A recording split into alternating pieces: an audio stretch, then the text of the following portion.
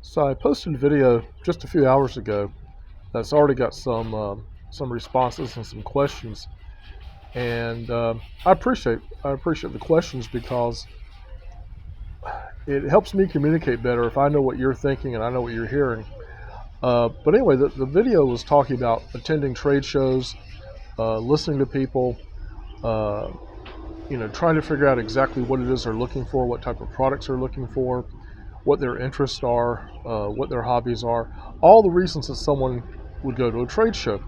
But I realized after I saw some questions that I had kind of shifted gears in the middle of the video because I started off talking about true, specific trade shows like trade shows for toys, trade shows for uh,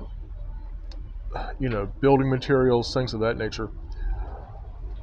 And then I kind of switched over to just talking about general interest shows that you might go to in the summertime in various parts of the country.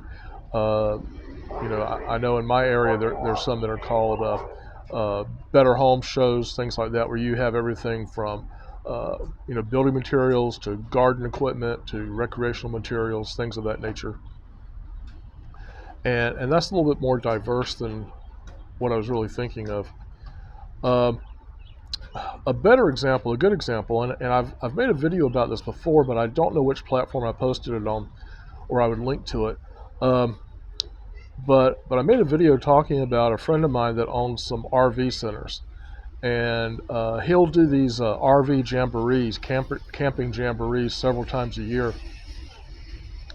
And he usually does it. They're located on I-95 between Mid Virginia and basically Myrtle Beach, South Carolina, and he'll do these in the fall when people that headed south for the summer are going back in the other direction, and he'll do these in the spring when people, from up north are headed down for the summer, things of that nature. I may have gotten those directions backwards or the seasons backwards, but you know what I'm talking about. People, the snowbirds, the ones that want to get out of the north in the wintertime and then want to go back in the summertime. And but he does these shows, and he gets excuse me, he gets a lot of these big Class 8 motorhomes. He gets the B and C class motorhomes. But in the last 5 or 6 years, he's really gotten a huge number of people pulling teardrop trailers. For whatever reason, I've always thought teardrop trailers were pretty cool, but for whatever reason, during COVID, during the lockdowns, teardrop trailers exploded in popularity and availability. And I guess one of the reasons is that you can pull a teardrop trailer with a fairly small SUV or a full size car.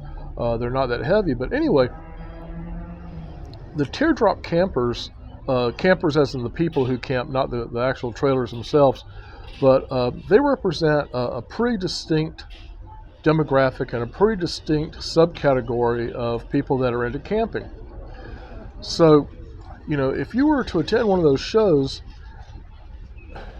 you can look for products that would appeal specifically to people that are pulling teardrop trailers or ultralight trailers. We could include a little bit broader category, and it doesn't have to be a teardrop trailer, but an ultralight trailer, uh, because they do have some specific needs.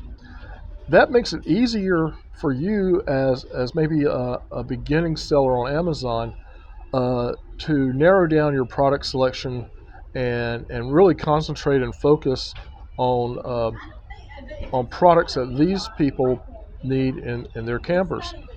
Now, it's likely that some of those products will also appeal to people that are in larger motorhomes or do other types of camping. But if you pick this small genre, it gives you a chance to really focus on that. And I can just off the top of my head think of entire product lines that I could sell just to people that pull teardrop trailers.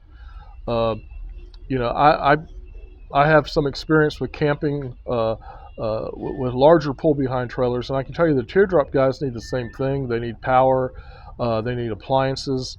I mean, what's camping in a teardrop trailer if you don't have a blender to make margaritas with?